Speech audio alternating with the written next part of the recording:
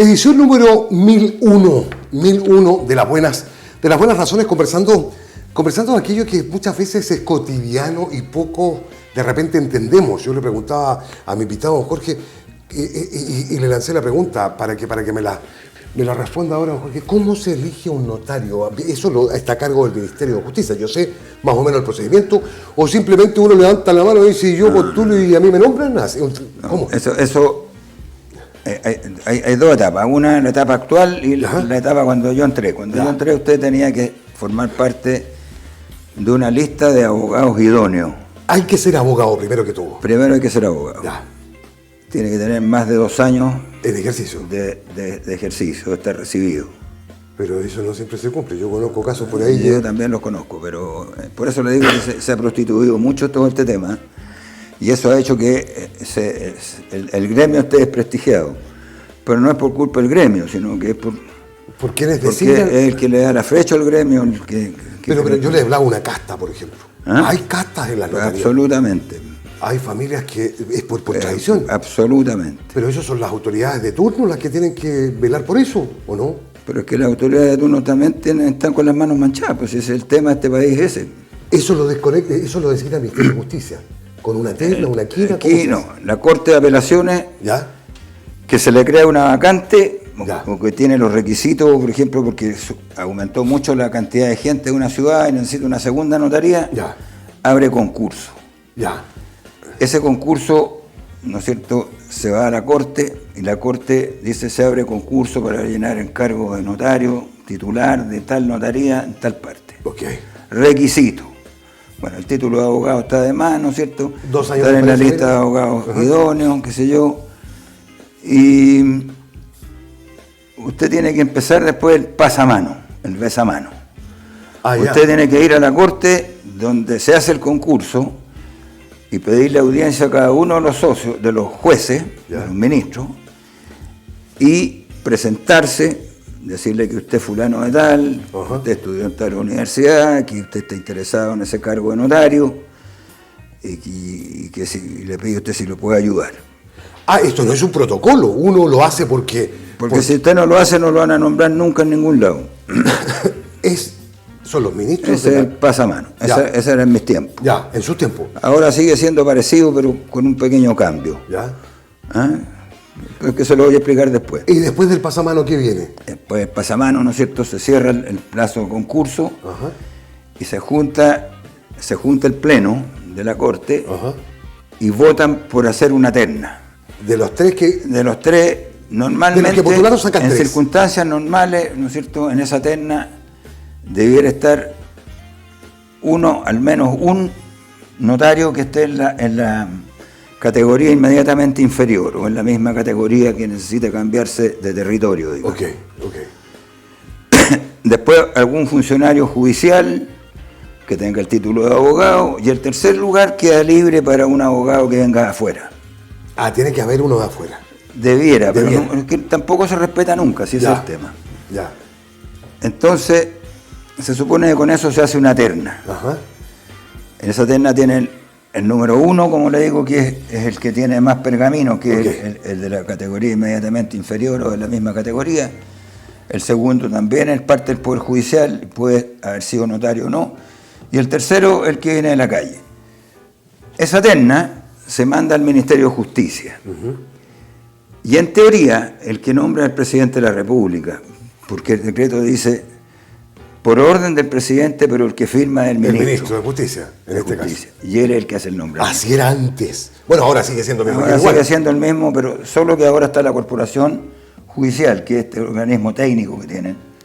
El Poder Judicial que hace, no es la Corte, que hace curso y todo. No, nada que ver. La Corte sigue siendo lo mismo, ¿no? E indirectamente sí es la Corte, a través de estos la Corte siempre es la que corta el queque y hace las ternas. Ella hace terna. Ya. La terna de notario. Y esa terna va, como le digo, al Ministerio de Justicia.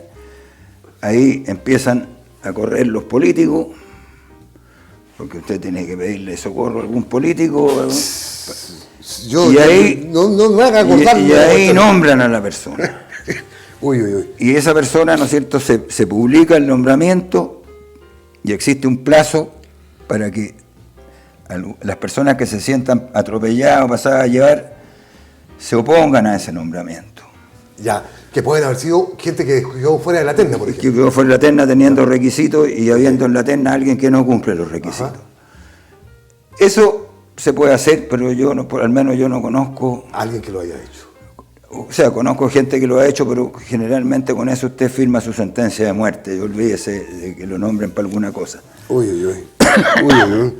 ¿Por qué nos cuesta tanto ser tan más transparentes? Porque somos chilenos.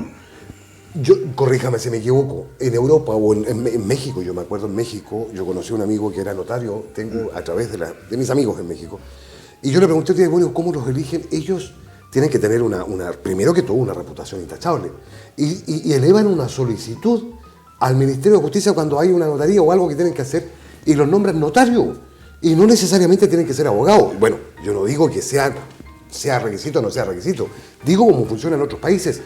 Pero lo que sí llama muchamente la atención es que, y vuelvo a lo mismo, a estas castas, a estas cuestiones que se van arreglando para abajo, que mi papá fue notario, mi abuelo fue notario, y yo tengo que ser notario, y digo, pero ¿cómo si esto lo nombra el gobierno, lo nombra el presidente, lo nombra la corte? ¿Cómo son los mismos? ¿Eso es partidario usted que se quite, que se cambie? ¿Se va a cambiar alguna vez en Chile? Yo creo que no. ¿No? No, yo creo que han habido muchas modificaciones. Ajá. Yo cuando entré, por ejemplo, eran 4 categorías, ahora quedan 3. ¿Categorías? ¿Aquí se debe? Asiento de corte, ¿ya? Cabecera, asiento de la Corte Suprema, que es Santiago. Okay.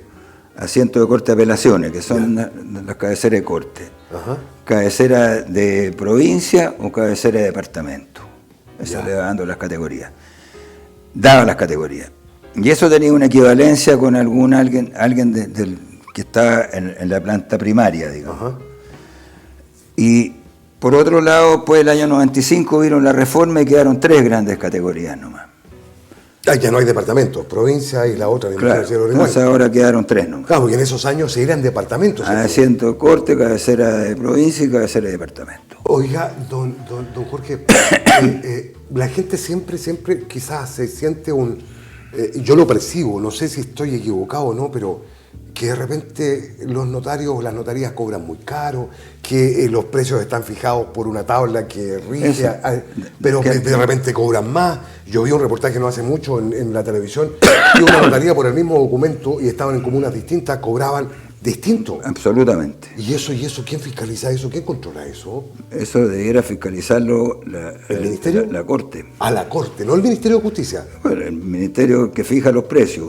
Bueno, que los precios no se cumplan, no va a tener inspectores del Ministerio, son los mismos ministros visitadores los que debieran preocuparse de que la persona no se pase de los límites.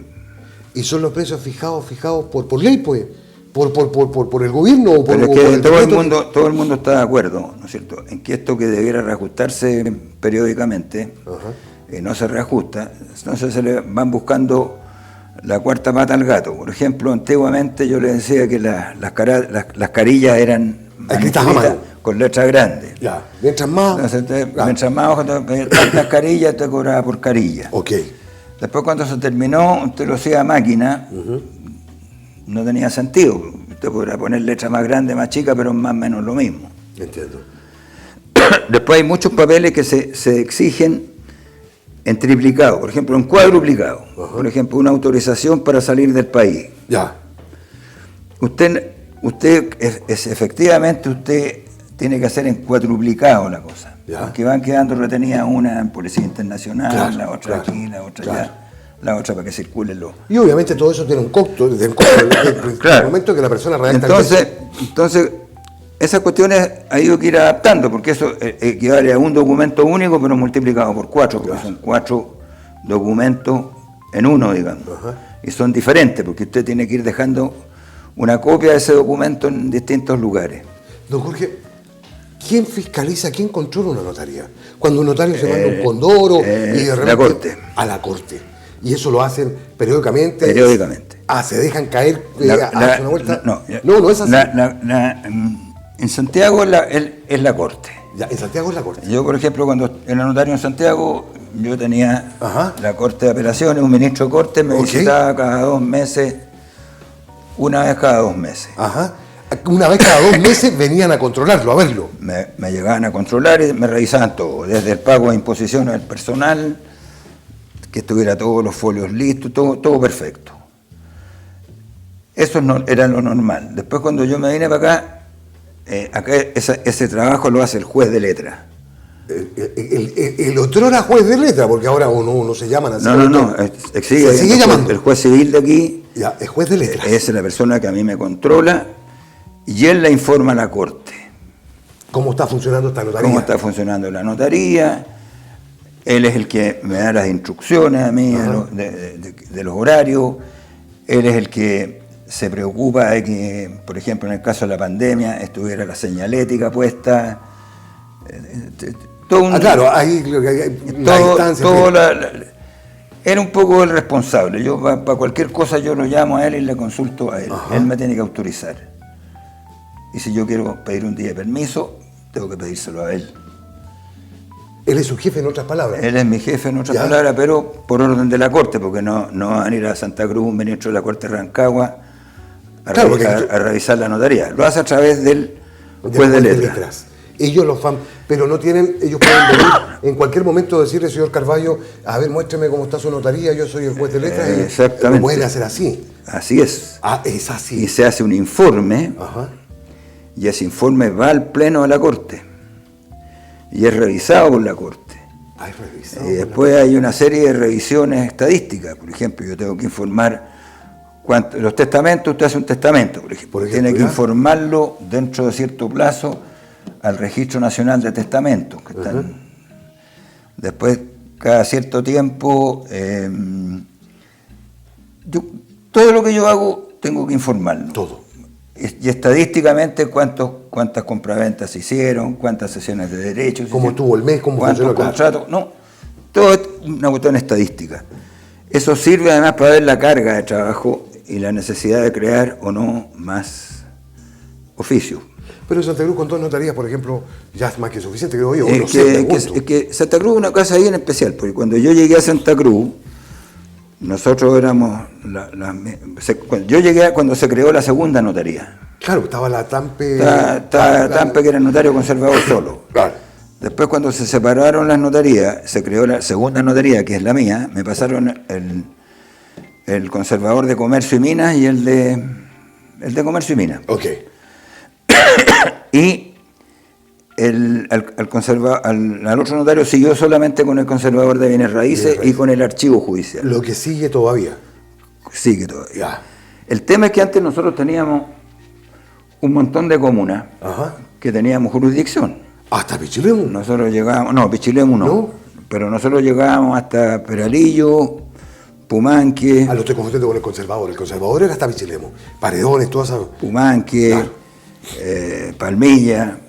Yo en este momento, cuando se creó la notaría de Peralillo, a nosotros con la primera notaría de acá nos quitaron todas las comunas que teníamos y nos dejaron 3, que son Lolol, Chépica y Santa Cruz.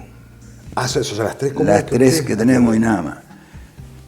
Y Peralillo atiende todo lo que es... Bueno, a Peralillo le agregaron todo lo que nos quitaron a nosotros. Más cosas que le sacaron a Pichilemu. A Pichilemu, antes era Pichilemu, tenía Paredones, se lo quitaron a Paredones. Las 6 comunas que tiene Cardenal Caro. Las 6 comunas de Cardenal Caro prácticamente están atendidas. No sé si Navidad es atendida por Santo Domingo, que ahí está más cerca Santo Domingo, está al ladito, pues.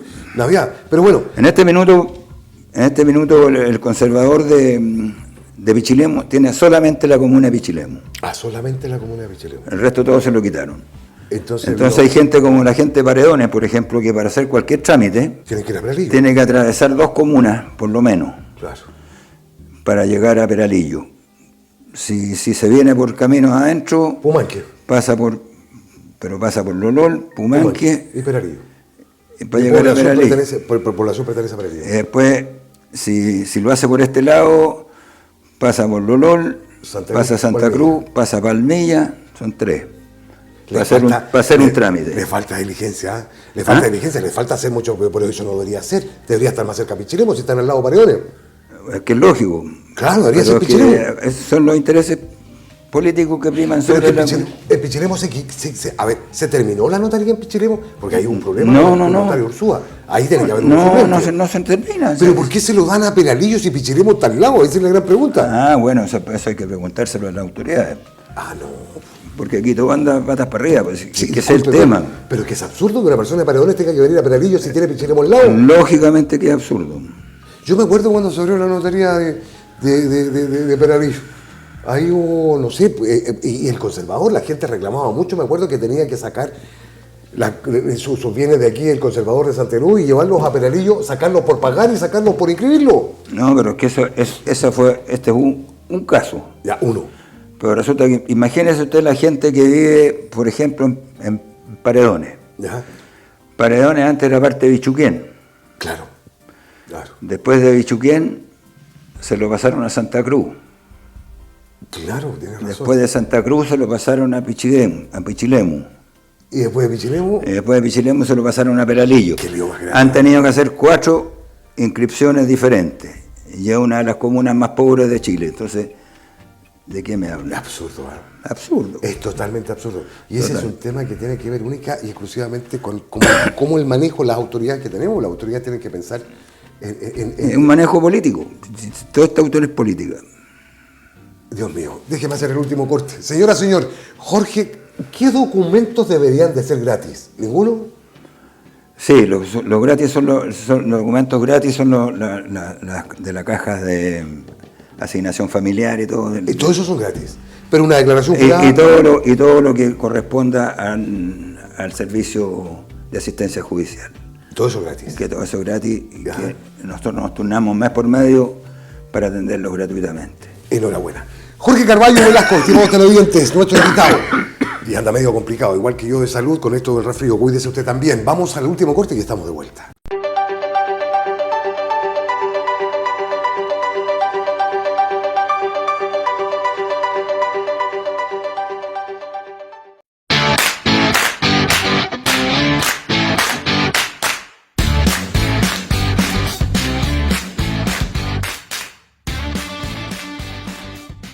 Mil historias, mil ediciones. Érase una vez, en Buenas Razones.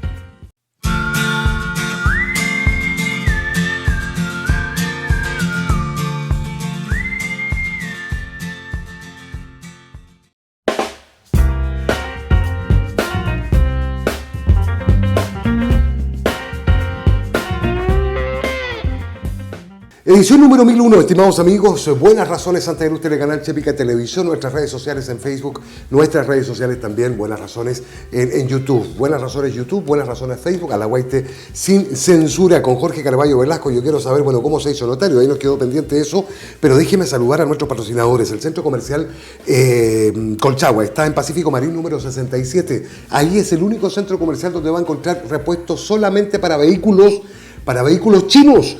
Ahí donde iban a hacer el terminal de buses, ahí está el centro comercial Colchagua en nuestra ciudad de Santa Cruz. Necesita tabla de piso, necesita una cabaña, necesita tabla de cielo, madera, ya la madera que sea, barraca y aserradero Morel, donde en Avenida Rasuris número 936. Por tradición, la barraca Morel, el aserradero Morel, frente al hospital en nuestra ciudad de Santa Cruz. Aserradero y barraca Morel. Avenida Rasuris 936 en nuestra ciudad. Vienen los días ya primaverales, se está notando un poquito el calor, cuidado con los cambios de temperatura. Los helados. Baruch del Valle es la gelatería por excelencia en nuestra ciudad de Santa Cruz. Al llegar a Casanova, ahí donde está la entrada del supermercado, por San Ramón Sanfurgo, en el supermercado 10, ahí está Baruch del Valle, en Sanfurgo 82. Mire, que si ustedes se les estamos enseñando, estamos mostrando, vaya, dése una vueltecita a Baruch del Valle en nuestra ciudad de Santa Cruz. La Sociedad Comercial Nuevo Estilo, que está entre Valdés y Bulnes, ahí está la Sociedad Comercial Nuevo Estilo, con todos los alimentos de todas las marcas para las mascotas, sus pagos de servicio, los juegos de azar, ahí está Carlitos Rojas y familia. Sociedad Comercial El Nuevo Estilo, Aero Santa Cruz, camino a la Alajuela, pasado el Puente de las Toscas, Víctor González, y también en la ciudad de Parral, en la séptima región. Aero Santa Cruz está junto a nosotros, la planta de revisión técnica Paniagua. Ahí está la dirección para que pida la hora y no tenga que esperar. Pida la hora en www.rotitech.com. www.rotitech.com está la planta de revisión técnica. También nos acompaña, estimados amigos, y aquí tengo Propiedades Cervela. Marco Cervela está dedicado al corretaje de casa en arriendo. Está con compromiso de compra y venta inmediata, ubicada en Villa Las Garzas de Santa Cruz, pasaje, ingresos solo residentes, 3 dormitorios, baño, cocina, living, comedor, entrada de vehículos, antejardín, patio. Ahí está el contacto, 953199-779. Cervela Propiedades, junto a Las Buenas Razones. Global Instituto, en Echaurren 458. Ya viene la segunda patita de la prueba de selección universitaria.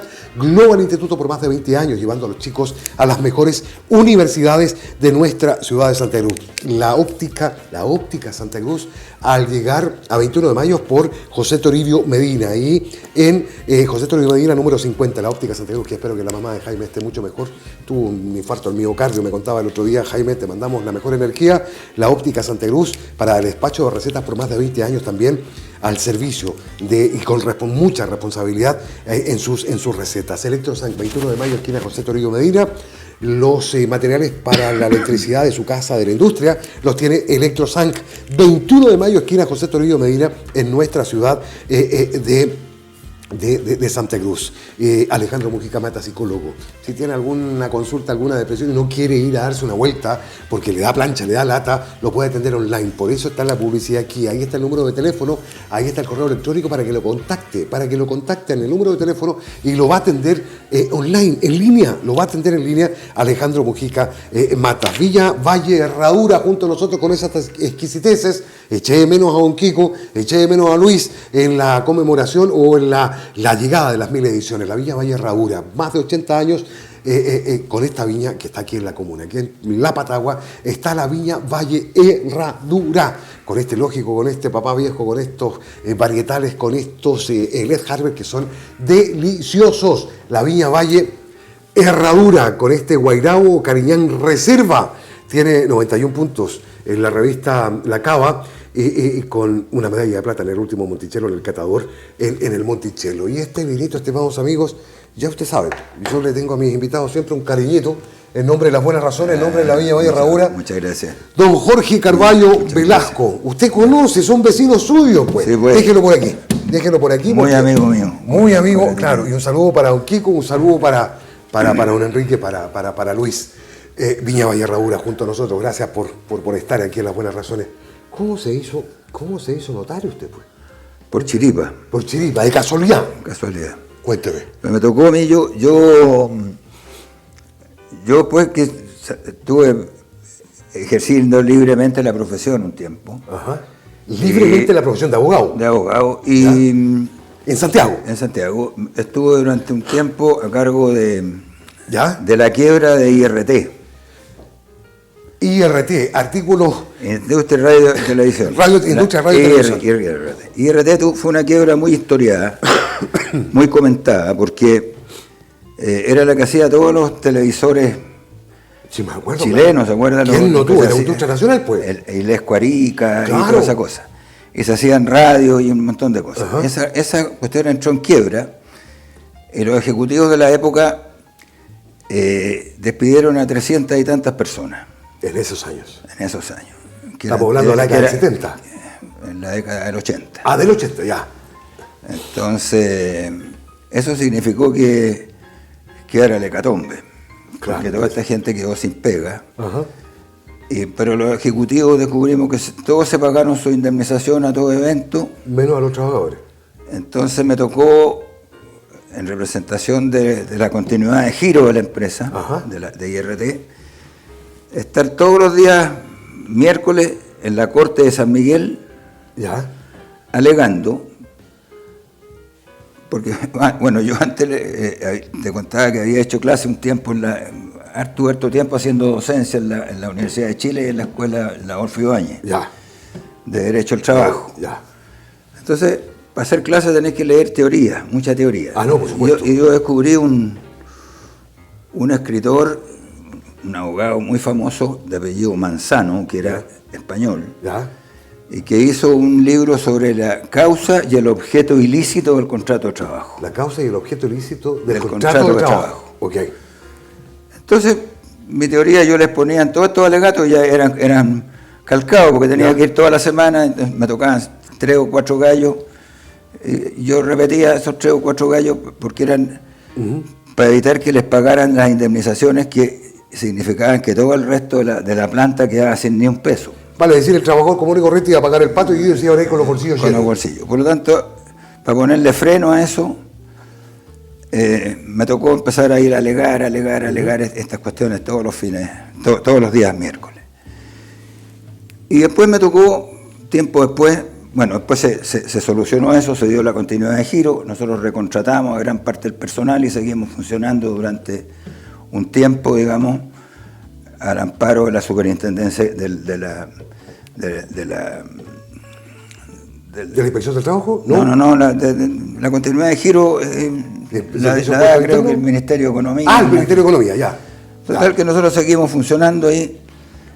Y un tiempo después me toca defender a un señor, un cliente mío, que era un empresario que se dedicaba a la construcción. Y que estaba en ese minuto sin pega, porque habían proyectos que estaban parados. Él fue el que construyó casi todos los Almac. Me acuerdo de ese supermercado, Almac. Claro. Entonces, fíjate, me tocó... él era consuegro de un ministro de la Corte. Y cuando hay un ministro involucrado en un proceso, por deferencia, el presidente de la Corte llama a los abogados de las partes para llegar a un arreglo y no seguir dilatando un juicio que puede... Entonces, estábamos en eso, me citaron a mí en representación de mi cliente, que era consuegro de un ministro de la Corte, y el ministro que dirigía esto, que era el ministro Rojas, me dice, ¿y usted no es de la famosa teoría de la causa y el objeto ilícito del contrato de trabajo? Sí, le digo yo. Oiga, me dijo, yo lo encuentro muy interesante lo que usted dijo. ¿No le interesaría ser juez? Me dice, porque fíjese que tenemos un problema grave en el juzgado San Antonio, que no hay caso que podamos afirmar ese. Nombramos un juez, el juez nos renuncia al mes. No, ¿cómo se le ocurre? Le dije yo estoy caro para notario. ¿Caro para notario? ¿Qué le dijeron a este señor? Este señor dijo, entonces, caro para notario, ¿por qué? Porque claro, yo ejercía, digamos, en una empresa, pero yo ya no iba a alegar este tipo de cosas, pero para ser juez había que tener conocimientos que yo no me sentía capaz. Entonces yo, por hacerle un chiste, le digo, estoy caro para notario. Así fue la canción. Notario también me interesa. Ahí está la porque me dice, fíjese que hay una notaría que está en el paradero no sé cuánto de San Miguel, de la Gran Avenida. Usted no llega a Santa Cruz ahí mismo, ¿no? No, yo fui en Santiago casi 10 años. 10 años, San Miguel. Sí. Entonces había una notaría ahí que estaba en San Miguel que nadie quería tomarla porque era chica, mal ubicada, qué sé yo. Jorge Carballo, ahí vamos. Entonces me dice, me interesa. Mándeme todos sus antecedentes y venga mañana a hablar conmigo. ¿Qué me han dicho? Pues mandé los antecedentes y me di cuenta que, bueno, partía a ver la notaría, y era un sucucho chico. Yo dije, aquí no tengo ningún brillo, pero como yo había estado de abogado en la IRT, que quedaba en Vicuña Maquena, y que formaba parte, todavía no se creaba la comuna de San Joaquín. Cuando se creó San Joaquín, yo fui el primer notario de San Joaquín. Porque ahí al lado yo tenía el problema de la notaría, no tenía notario cerca. Y estaba lleno de sucursales de banco ahí en los primeros paraderos de Gran Avenida, de Vicuña Maquena. Entonces yo dije, al día siguiente llegué, le dije, mire, yo le acepto feliz, pero siempre y cuando la Corte me autorice a trasladar mi oficio a un lugar que no sea la Gran Avenida para estar todo apelotonado, yo con un sucucho así no tengo ningún futuro. Yo me llevo feliz a la gente que trabaja en esta notaría, pero a un local nuevo que algo más acogedor, más agradable, claro. Y yo me conseguí una oficina que quedaba en Juan Sebastián Bach con Vicuña Maquena, en el paradero 3 de la Gran Avenida, que era todo un segundo piso, y que tenía 11 bancos al lado. Entonces yo entré y caí parado ahí. Ahí empezó. Y al frente tenía la Nissan, tenía la papelera, tenía 1000 empresas. Y ahí estuvo 10 años. Y ahí estuve 10 años. Y de ahí se abre la segunda notaría en Santeros. Y aquí me vine para acá. ¿Y eso cuándo pasó? ¿Qué año pasó eso? El año 92. Ya hace rato, ¿ah? Sí, pues yo voy a cumplir hace rato 40 años notario. Increíble. Y los cuales he pasado desde el 92 hasta la fecha aquí. Santero. Y es porque se creó la segunda notaría acá. Y cambié billete por calidad de vida. Nunca me voy a arrepentir de eso. Estoy totalmente de acuerdo con usted. Por eso es que es rico vivir aquí en esta zona, respirar el vuelo. Todavía uno atraviesa en 2 horas caminando, 3 horas del pueblo, a pie. Y conoce a todo el mundo. Aquí no hay micro.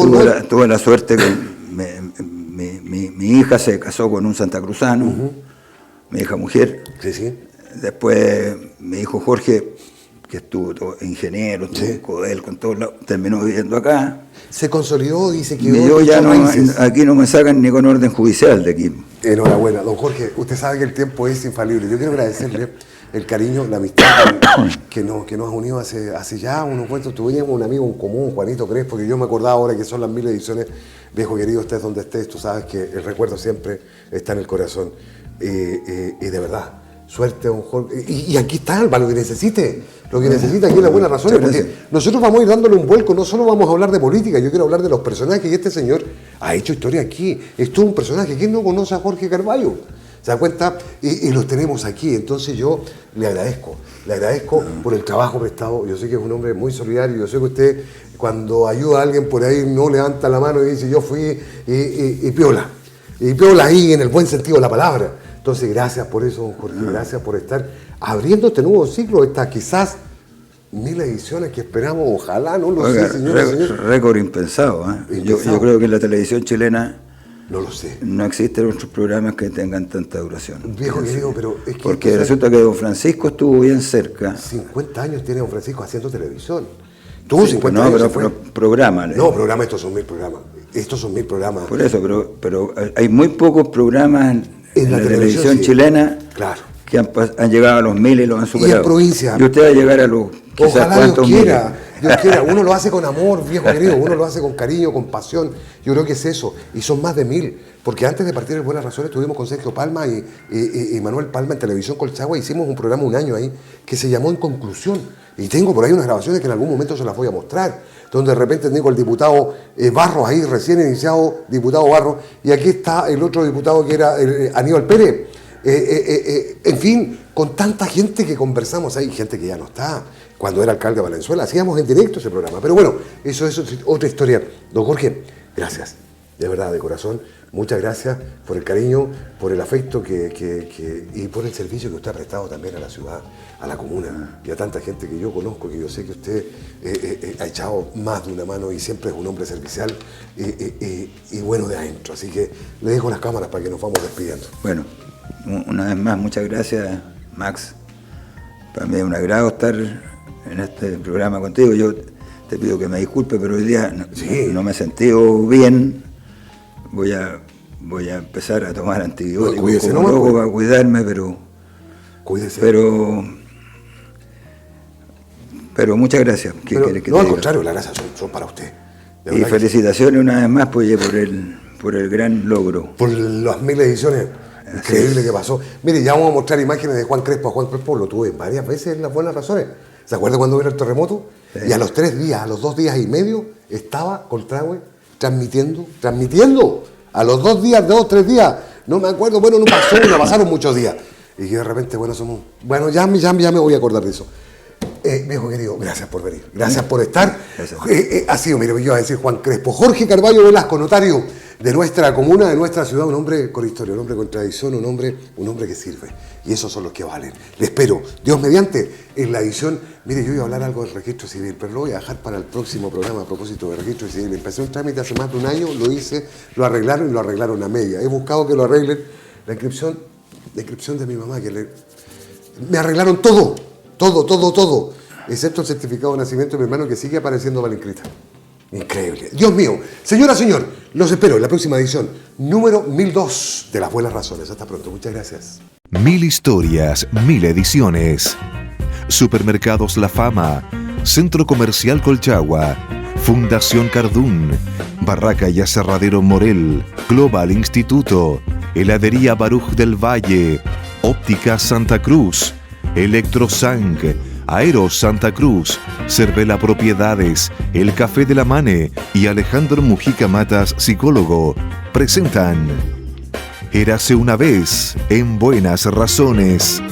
En primer lugar quiero manifestarles que fue un hecho bastante penoso y desde luego estoy consciente de este incendio que ha tenido un efecto tan lamentable.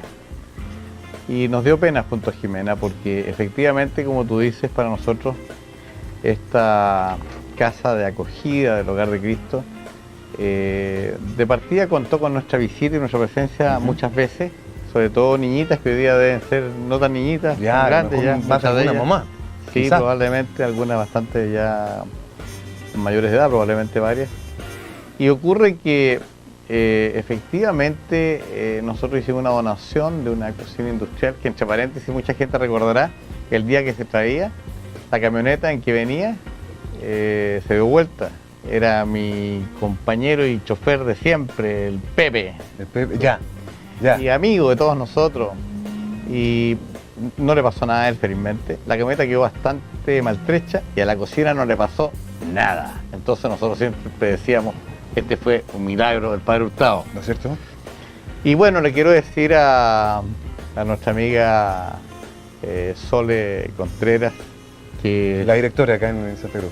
que sigue contando con nuestro apoyo y que en los próximos días voy a tomar contacto con ella para decirle que mi señora y yo vamos a estar junto a ella para ayudar a que se vayan paulatinamente reponiendo todos los enseres que se perdieron y aquellos que sean necesarios para un buen funcionamiento. Tal como tú has dicho, yo soy un precandidato todavía potencial a senador de la Democracia Cristiana. Esto se deberá resolver en el corto plazo, estamos ya prácticamente en las últimas semanas previas a definir el procedimiento. Si no hay un acuerdo interno, a pesar de que yo he ganado todas las votaciones internas que se han hecho, lamentablemente... bueno, el último candidato a presidencia. Mi contendor es un hombre conocido, duro. Sí, también. Pero un hombre que tiene su historia y que ha sido senador en este tiempo, entonces hemos tenido una disputa interna en la que yo creo haber salvado todas las instancias favorablemente y esperamos que de no haber un acuerdo probablemente tengamos que realizar una primaria. Esta primaria se realizaría el día 19 de junio. En 18 días más. Exacto, es una primaria en la cual probablemente estén todos invitados a votar. Y yo le pido a los amigos que estén atentos porque con su respaldo espero ser el candidato de la Democracia Cristiana a senador en la sexta región. Juan Carlos Latorre, el año pasado se produjo la elección interna en el Partido Demócrata Cristiano, en donde Rafael Moreno y Juan Carlos Latorre disputaban la presidencia del partido en la región. Y obviamente Juan Carlos Latorre, bueno, por algo sigue siendo el presidente, ganó esa elección. Sí, yo le gané, la verdad, con una votación una diferencia bastante importante. Sobre el 60% de los votos lo obtuve y debo ser bastante sincero, la verdad estos son temas internos, pero en general en todas las instancias en que ha habido una manifestación de voluntad, esta ha sido bastante favorable, mayoritaria a mi favor y en política ese es el lenguaje, es la votación, la voluntad de las personas mayoritaria la que debe ir marcando un camino. Yo creo que mi opción es una opción legítima, es una opción de futuro. Así lo he planteado como una disposición personal a seguir realizando un trabajo que ha sido muy consistente en todos estos años, en distintos roles, siempre muy vinculado a ustedes, queridos televidentes. En Colchagua y Cardenal Caro está la fortaleza de mi compromiso, de mi vínculo más estrecho con la comunidad, y que hoy día se proyecta en toda la región, creo con posibilidades reales de ofrecer una buena alternativa frente a otras candidaturas que puedan surgir tanto en la concertación como en la oposición al actual gobierno. Bueno, yo creo que las últimas señales de lo que piensa la comunidad desmienten el que la Democracia Cristiana esté en un proceso de, digamos, ¿De crisis? De crisis. ¿Ya? Yo creo que más bien Si nosotros analizamos lo que fueron las últimas elecciones de alcalde y concejales en la sexta región, claramente la Democracia Cristiana obtuvo un claro y nítido triunfo como primer partido político y obtuvo un porcentaje de la votación que no solamente fue más del 50% de la votación de la concertación, sino que además superó los porcentajes que había tenido en las elecciones anteriores. La gran fortalecida fue la DC. Sin duda. Ahora, para nosotros es especialmente complejo el que hoy día tengamos una elección presidencial en que no tenemos un candidato de nuestras filas. Yo sigo pensando, y los demócratas cristianos seguimos pensando, creo yo, que nuestra opción, que nuestra candidata Soledad Alvear reunía con creces las mejores condiciones para ser presidenta de la República. Y seguimos pensando que ella ha hecho un gesto personal de inapreciable valor político, cuando al advertir que su opción, a pesar de las condiciones que ella tiene, no va logrando dar los pasos para transformarse en una alternativa, anticipa ella con su propia decisión, sin consultarla con mucha gente. Es un gesto de ella, que habla de su fortaleza, de su capacidad para tomar decisiones y además de un análisis político muy certero que advierte que si ella demora su decisión y va a una primaria que pueda tener un resultado ampliamente desfavorable eventualmente para ella, a pesar de sus condiciones excepcionales, eso va a complicar los acuerdos que permitan darle estabilidad y continuidad a los gobiernos de la concertación, y particularmente la incorporación de la Democracia Cristiana a una candidatura única de la concertación como es nuestra opción política definida en Junta Nacional. Correcto. Y escuchamos a candidatos a senadores, candidatos a diputados, candidatos a alcaldes, concejales, prometiendo el cielo, el mar y la tierra. Y sucede que la gente de una u otra manera sigue a lo mejor de una u otra forma marcando el paso. ¿Qué pasa con eso? Yo creo que lo que ha ocurrido es que este modelo económico actualmente vigente en nuestro país ha tenido ciertos éxitos relativos. Por ejemplo, este modelo económico ha permitido el crecimiento económico, ha permitido que el país efectivamente pueda recibir el interés de inversionistas extranjeros en muchas áreas. Es un modelo económico que ha permitido que sectores de la vida nacional tengan acceso a bienes, a consumo que probablemente en otras épocas no tuvieron, o que si lo tuvieron fue en condiciones muy, muy restringidas. Entiendo. Sin embargo, si bien aparecen esos éxitos que son importantes, porque si un país no crece no tiene nada que distribuir. Exacto. O sea, la distribución, la mejora en la distribución del ingreso solo es posible si hay también crecimiento económico. Pero este modelo ha sido concentrador y mucha gente que es emprendedora, que lo hace desde iniciativas de pequeña y mediana empresa, de distinta naturaleza, porque una persona puede gestar una pequeña empresita a veces muy sencilla, asociada a actividades comerciales, en fin, pero también hay otros que han invertido sus recursos intentando generar una empresa que le dé incluso posibilidad de trabajo a 2, 3, 4 personas adicionalmente. Este modelo es muy concentrador y privilegia a los que tienen los principales recursos económicos. Los principales capitales, los empresarios grandes, etcétera, etcétera, etcétera. Es que es una lógica, es la lógica del modelo. Si el gobierno deja que este modelo económico actúe por sí solo, entonces siempre va a tender a que algunos vayan concentrando cada vez más medio y riqueza, más riqueza. Sí, sí. Entonces, lo que nosotros decimos como Democracia Cristiana y donde está nuestra exigencia el día de hoy, y si hemos pecado junto a otros, tenemos que rectificar. Letelier o Pérez, bueno, ¿qué tiene que hacer un DC ahí en esas decisiones? A mí me da lo mismo, yo tengo la impresión de que ellos van a tener que resolver, probablemente con algún trauma entre ellos, porque son dos candidaturas que tienen su razón de ser en sectores que son parte de la concertación. Están lanzados los dos con mucha propaganda, mucha pintura. La pintura, claro. Y bueno, tendrá que llegar al final la decisión política y ver cuál de los dos sigue. Yo personalmente estoy tranquilo cualquiera sea el candidato, y si soy candidato a senador creo que a cualquiera de ellos dos puedo efectivamente Hacerle buena collera. Sí, hacerle collera y bueno, y creo que con un buen desempeño, tener la certeza de poder...